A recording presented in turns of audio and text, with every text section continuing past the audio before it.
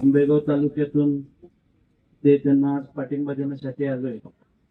हा जो अदानीचा प्रकल्प आहे तो 7,500 करोडचा आणि आपली जी जैवविविधता आहे सह्याद्रीच्या घाटाची, पश्चिम घाटाची, ही 166 एकर पेक्षा जास्त क्षेत्र त्यांना लागणार आहे.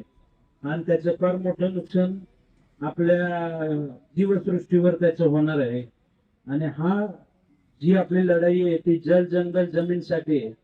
आणि सुरज भाऊंनी ही जी लढाई चालू केली आहे त्याला आपण सर्वजण त्यांच्याबरोबर उपोषण तर करू, पण त्यांच्याबरोबर हा जो मेसेज आहे की जल जंगल जमीन वाचावं, सह्याद्री घाट वाचावा, आपली जीवसृष्टी वाचवावी, आपले देशाच्या कायद्यांचं पण उल्लंघन या सगळ्यात झालेलं आहे. आदिवासी जे बांधव आहेत आपले त्यांना पण याच्यातून नुकसान होऊ नये याच्यासाठी आपण सर्वजण इथे बसलेलो आहोत. आपलं माझं एकच सगळ्यांना सांगणं आहे की आता इथून जे सगळे आपापल्या घरी जाणार, आपापल्या गावात जाणार, त्यांनी ह्या सगळ्या गोष्टींविषयी लोकांना जागृती होणं फार गरजेचं आहे. आज एकटा सुरज भाऊ आपल्या प्राणांची लढतोय.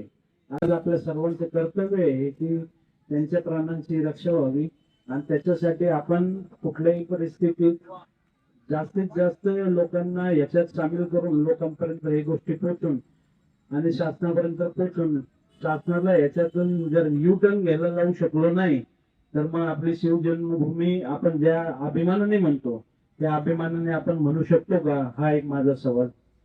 आपण ज्या छत्रपतींचे वारस सांगतो, या छत्रपतींचे आपण नाव घेतो, त्या छत्रपतींच्यावर जी संकट आली ती परतवण्यात त्यांना यश मिळालं.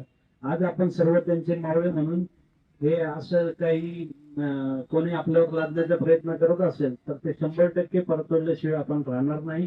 एवढंच बोलतो. जय शिवराय.